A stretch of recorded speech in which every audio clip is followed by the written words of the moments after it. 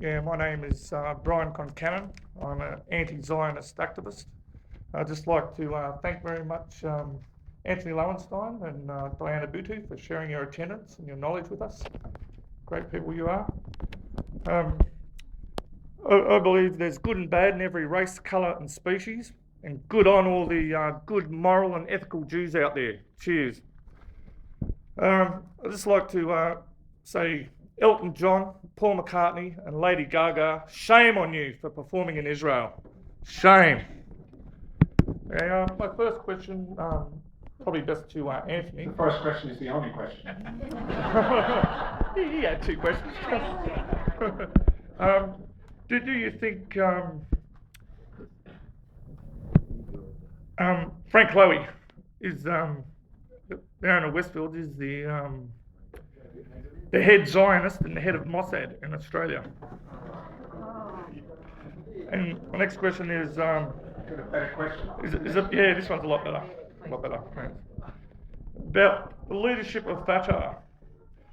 Israel created Hamas to counter all the good work Yasser Arafat managed to achieve for Palestine with the PLO before he was allegedly poisoned to death by Mossad.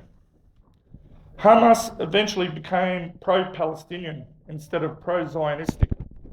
This backfired plan made Israel create Fatah to replace Hamas after they were democratically elected. Israel has a long history of using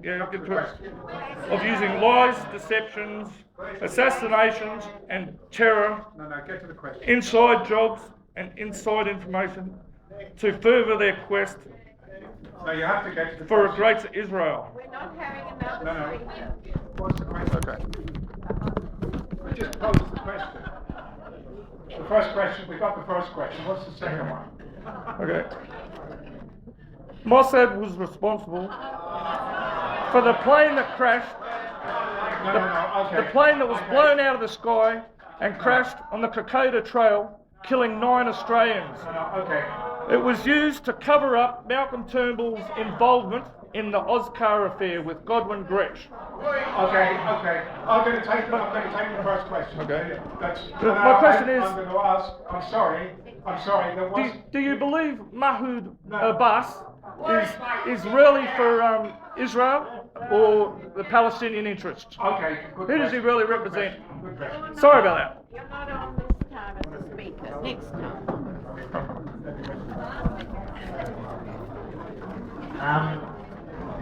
I should have been able to finish that. The question about Frank Lowy, I wouldn't say that he's the head of Mossad in Australia. I think he's obviously the second richest man in the country. He is The richest.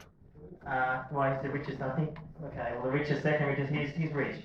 But I think there's with all due respect to the question, I think a misnomer here about framing a sense that Lowy or certain other Jewish interests are able to manipulate public opinion or manipulate politicians simply through money. This is the way that the lobby exists, it works, it obviously influences, takes people to Israel. That is real, there's no question about that. But the lobby does not, in America or Australia or anywhere else, operate in a way that simply perverts justice or democracy simply by the fact that someone is wealthy.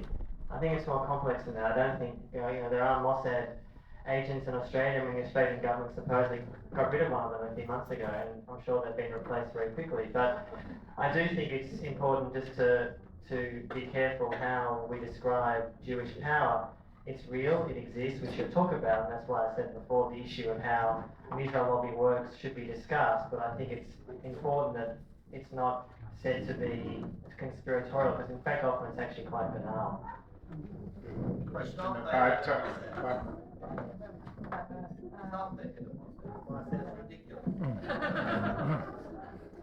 I don't know who these people are. So I don't think so. But I do know Mahmoud Abbas, and I can answer on that. Does he represent, I think the question was, does he represent Palestinian interests? Is that? Or Israel? Well, it's a good question. But he was elected in 2005 after President Arafat died, killed, we're still not sure. He did, at the time, get a significant number of votes. His term expired more than a year and a half ago. And so, not only did the term expire, but there is a great deal of questioning internally as to whether he represents the interests of his own party, Fatah, whether he represents the interests of Palestinians. But even if he represents the interests of Palestinians, and I very seriously question that, particularly given that his term is expired, it's only a very small percentage of Palestinians who actually have the ability to vote. It's not that all Palestinians worldwide can vote. I cannot vote in Palestinian elections. So to the extent that that even if he had 100% Palestinian support in the West Bank and in the Gaza Strip, no matter what, he will never have the support of Palestinians from East Jerusalem because they cannot vote. He won't have the support of Palestinians who are citizens of Israel because we cannot vote. He will not have the support of Palestinians in the camps or in the diaspora around the world because they also cannot vote.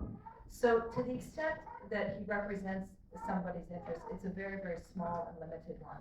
I think this is why it's important not to focus on what these leaders are saying and doing, because they really fundamentally, it blurs the lines and it makes it seem as though somehow there is a representative body. You know, there's an Israeli prime minister and there's a Palestinian prime minister. There's an Israeli president and there's a Palestinian prime minister. And the notion that somehow the Palestinian prime minister or the Palestinian president has the same powers or represents Palestinians in the same way that the Israeli one does is laughable. And that's why I think that we should really move away from whether there's a representation issue and more about what it is that global Palestinian interests are and what it is that Palestinians globally want. Thank you. Woo!